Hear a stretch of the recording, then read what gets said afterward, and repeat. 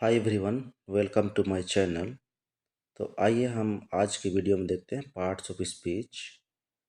अगर आप अंग्रेजी सीख रहे हैं या आपको अंग्रेजी सीखना है तो पार्ट्स ऑफ स्पीच को जानना ज़रूरी है।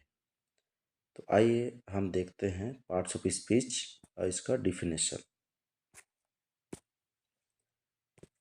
Words are divided into various parts or classes according to the function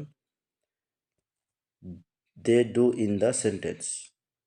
Each among them called parts of speech. The parts of speech are 8 in number. शब्दों को वाक्य में उनके कार्य के अनुसार विभिन्न भागों या वर्गों में विभाजित किया गया है।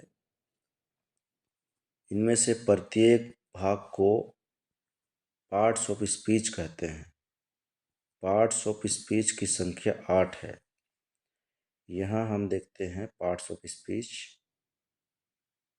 उसकी संख्या। पहले नंबर पे आता है नाउन, जिसको हिंदी में संज्ञा कहते हैं, और दूसरे नंबर पे प्रोनाउन, सर्वनाम, और तीसरे नंबर पे एडजेक्टिव, विशेषण, और चौथे नंबर पे वर्ब, क्रिया, पांचवें नंबर पे एडवर्ब, क्रिया विशेषण, छठवें नंबर पे है प्रीपोजिशन, प्रीपोजिशन, संबंध बोधक अव्यय, और सातवां नंबर पे कंजक्शन, समुच्चय बोधक अव्यय, और आठवें नंबर पे इंटरजेक्शन, विस्मय बोधक अव्यय। यहाँ नाउन, दुनिया में जितना भी नाम है, जैसे राम, श्याम, सोनू, मोनू, ये नाउन के अंतर्गत आता है। और यहाँ प्रोनाउन,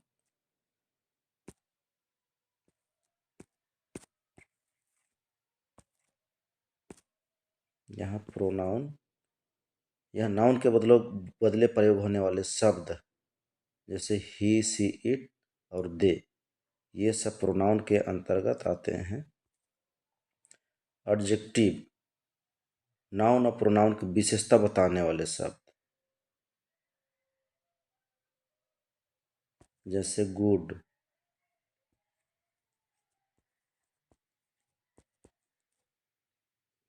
या बैड,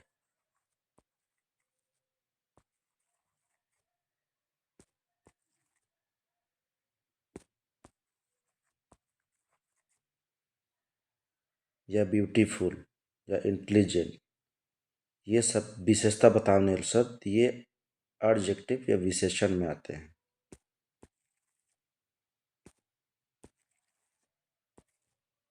अगला है चौथा नंबर पे वर्ब, क्रिया। जो शब्द कार्य का होना या प्रकट होना बताता है, उसको हम वर्ब कहते हैं। जैसे उठना, बैठना, सोना, सोना स्लीप, उठना गेट अप, गो, रन, जंप, ईट, खाना पीना, जो भी जितने भी हैं ये वर्ब में आते हैं। अगला है एडवर्ब, क्रिया विशेषण। नाउन और प्रोनाउन, नाउन और प्रोनाउन की विशेषता प्रकट करने के लिए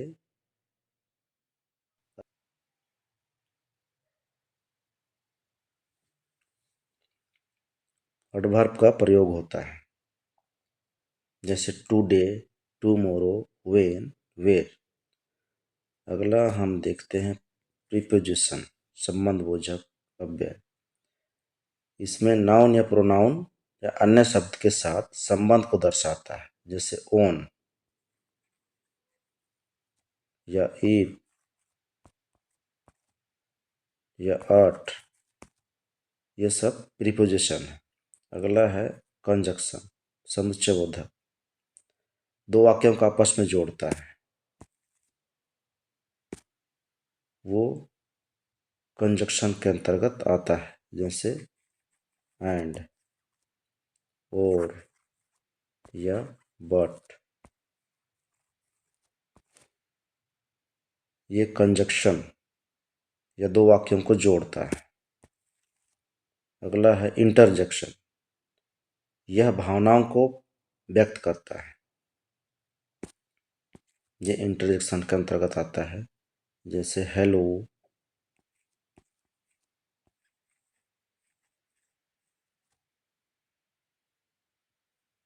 वेल डन,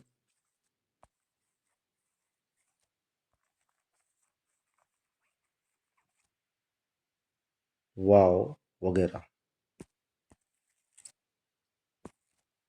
ये थे पार्ट्स ऑफ स्पीच के 8 भाग।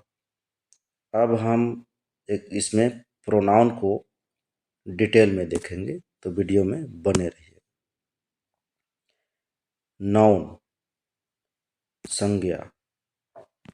A noun is the name of person, place, animal, thing, human quality, idea, experience, feeling, etc. किसी व्यक्ति, स्थान, पशु, वस्तु या मानवीय गुण, विचार, अनुभव इत्यादि के नाम को नाउन कहते हैं। किसी व्यक्ति, स्थान, पशु, वस्तु या मानवीय गुण, विचार, अनुभव इत्यादि के नाम को नाउन या संज्ञा कहते हैं। A noun is the name of person, place, animal, thing, human quality, idea, experience, feeling, etc.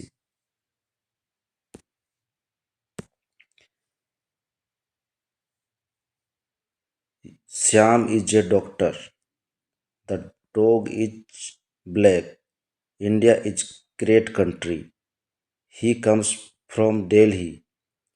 There is a pen on the table. Is there any water here? Kindness is precious.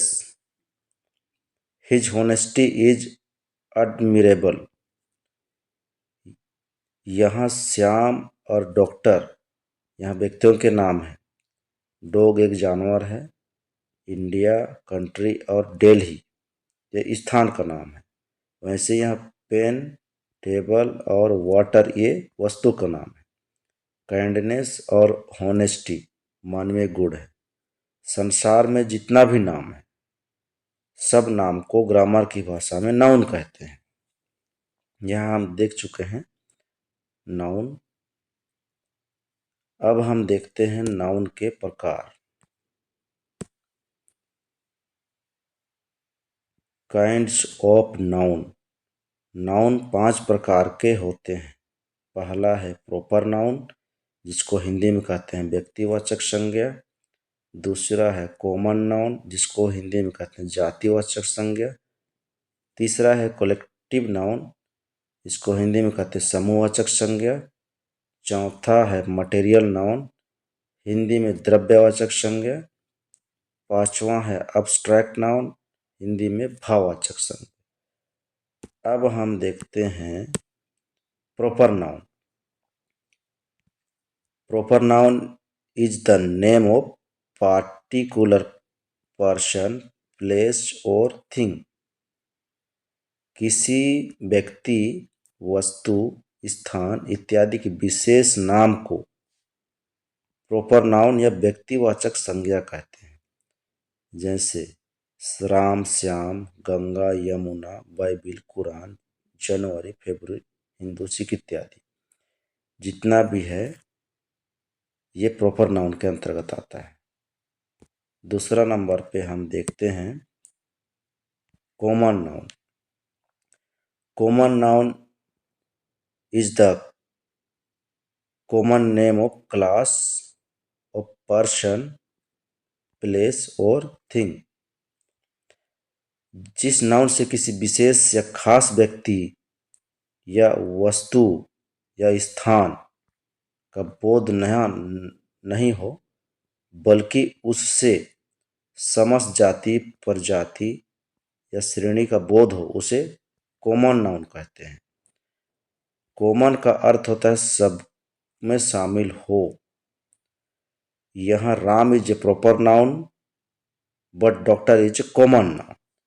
यहाँ Ram proper noun है और यहाँ doctor common है, क्योंकि doctor कोई भी हो सकता है, राम भी हो सकता है, श्याम भी हो सकता है। वैसे ही रितिका, रितिका प्रॉपर नाउन है और गर्ल कॉमन नाउन है, क्योंकि इसमें गर्ल कोई भी हो सकता है, सीता भी हो सकती है, गीता भी हो सकती है, रितिका भी हो सकती है। वैसे यहाँ India is the proper noun but country is common noun. यहाँ कंट्री कुछ भी हो सकता है, इंडिया भी कंट्री है, पाकिस्तान भी कंट्री है, नेपाल भी कंट्री, चाइना भी कंट्री है। तो ये विशेष नाम नहीं है, कंट्री कंट्री कुछ भी हो सकता है, इसलिए यह इंडिया प्रॉपर नाउन है और कंट्री कॉमन नाउन है। अगला हम देखते हैं collective noun. A collective noun is the name of a number of person or things considered as one। वह नाउन जिससे एक ही प्रकार के व्यक्तियों या वस्तुओं के समूह या झुंड का बोध हो, उसे कोलेक्टिव नाउन कहते हैं।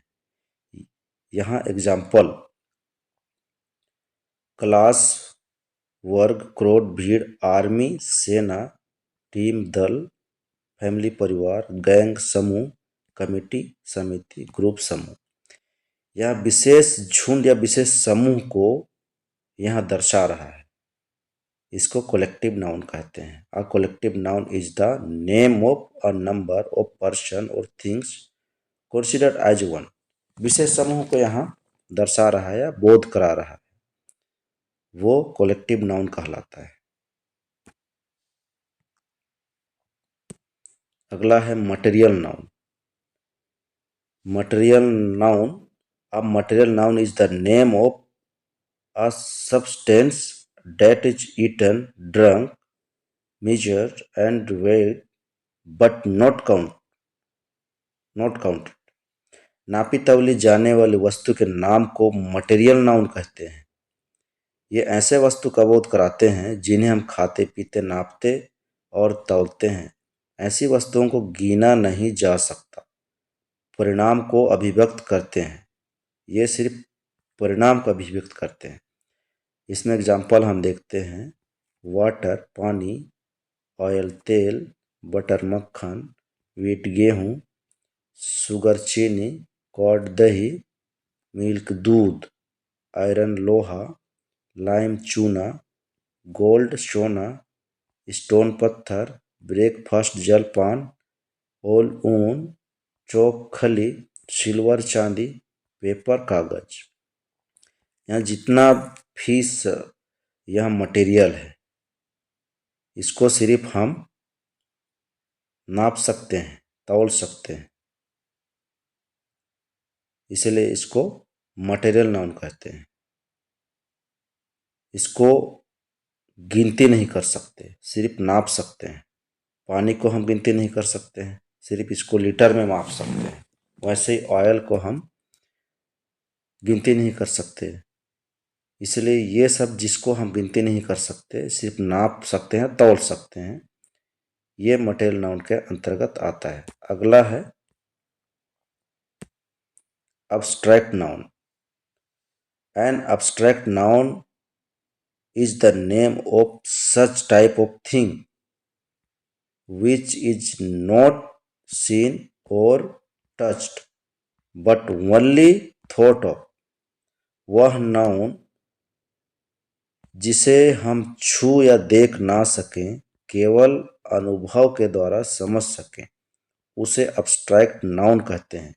एग्जाम्पल में हम देखेंगे जैसे ट्रूथ सच्चाई, पॉवर्टी गरीबी, ब्रेवरी बहादुरी, गुडनेस अच्छाई, डेथ मृत्यु, काइंडनेस दयालुता, डार्कनेस अंधकार। इसको हम छू या देख नहीं सकते, केवल महसूस कर सकते हैं। यह जितने भी क्रिया है ये एब्स्ट्रैक्ट नाउन है। जैसे इसमें वॉकिंग टहलना, रनिंग दौड़ना, सिंगिंग गाना, ये जितने भी क्रिया है एब्स्ट्रैक्ट नाउन है। और दूसरा हम देखते हैं जितने भी साइंस या विज्ञान, एक्ट्स कला, ये भी एब्स्ट्रैक्ट नाउन है। जैसे फिजिक्स भौतिकी, मैथमेटिक्स गणित, पेंटिंग, चित्रकारी इत्यादि। सभी भाषा अब्स्ट्रैक्ट नाउन है, जैसे हिंदी, इंग्लिश, रूसियन, फ्रेंच। अगला,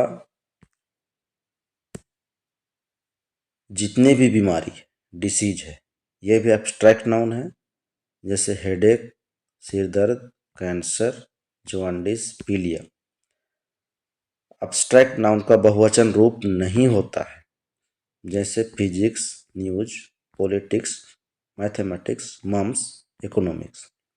no news is the good news, economics is the good subject इत्यादि। यहाँ हम देखते हैं बहुवचन में एस या ई एस लगता है, तो ये बहुवचन हो जाता है। लेकिन यहाँ ये जो एब्स्ट्रैक्ट नाउन है इसमें फिजिक्स, न्यूज, मैथमेटिक्स इसमें एस लगा हुआ है, लेकिन फिर भी ये बहुवचन रूप नहीं है, ये है singular number.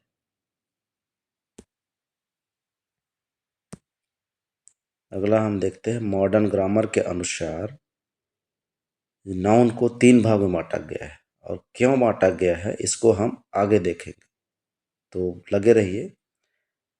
Kinds of noun, noun के प्रकार, यह 3 प्रकार है इसका। पहला है प्रॉपर नाउन, दूसरा काउंटेबल नाउन और तीसरा है अनकाउंटेबल नाउन। अब हम देखते हैं proper noun. A proper noun is the particular person, place, animal, day, month and thing. किसी खास व्यक्ति, स्थान, जानवर, दिन, महीना व वस्तु इत्यादि के नाम को प्रॉपर नाउन कहते हैं। इसमें हम देखते हैं पार्टिकुलर पर्सन, जैसे राम, श्याम, सोहन, मोहन, कुलदीप, करीम।